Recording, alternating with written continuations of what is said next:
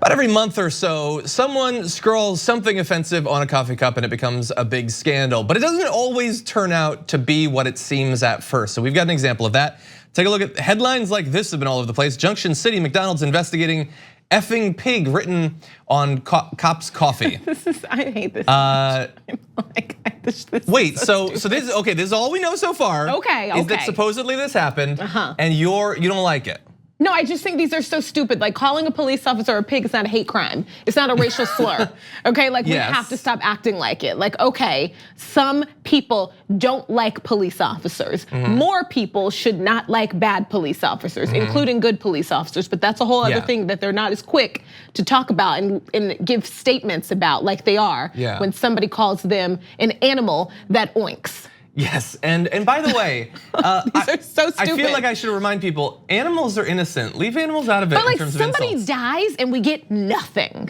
We get nothing. We get a police officer who keeps their job, at least temporarily. We get these kind of like, and we're surprised when we don't get a lackluster kind of like response from the chief. That's true. But when an officer, God forbid, gets the word pig written on their cup of coffee, it is national news. The chief comes in and is like, oh my goodness, these people who make like minimum wage need to be punished. This cannot happen. We have like this Fortune 500 company CEO that's like, we do not stand for this. This is not okay. And none of it's okay, but I just hate that like it is this, we get the bigger news biggest, always. Quickest reaction from a police department when something stupid like this happens. When somebody calls a police officer a name on their coffee. I agree.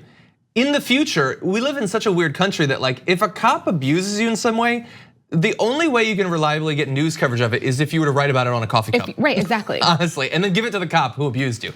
But I will say this, Brooke, if you are frustrated with a story of someone insulting a cop on a coffee cup, I can only imagine how frustrated you will be when you find out that they didn't. Right, that's also like I feel like that's what there's always the story always sort of kind of leans this way. Exactly. Well, let me run through the facts because we're low on time. Okay. So blah blah blah. It happened to this cop. Then apparently was offered a free lunch. But it's McDonald's, so that's not that much money, honestly. But it's worth it, it's fine, it's good. Exactly, and so let's see. We have the manager who wrote, "My McDonald's have the utmost respect for all members of law enforcement and the military, and we're troubled by the accusation made. We thoroughly reviewed our security video from every angle, which clearly shows the words were not written by one of our employees.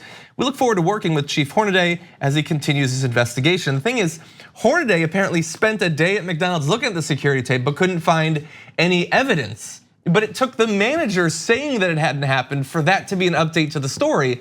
So the immediate follow-up question has to be, well then who wrote it? And I suspect that we all know. I'm not saying anything because I don't know. It is possible that a pig wrote it.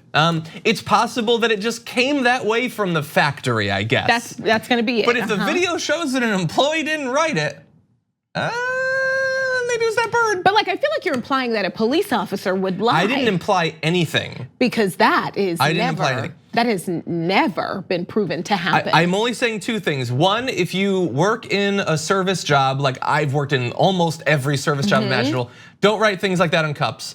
But also, to everybody in America, stop making up things on cups. And do you know because what? that is becoming too common. I said this Friday, and I feel very strongly about it. The customers never write. Never. That's a big shift. The customer's never right. Okay, most likely. What about when you're the customer? I'm like, if I'm acting a fool, and I'm wrong. Okay, I'm gonna bear that in mind. Never right. I'm gonna bear that in mind. Okay. Yeah.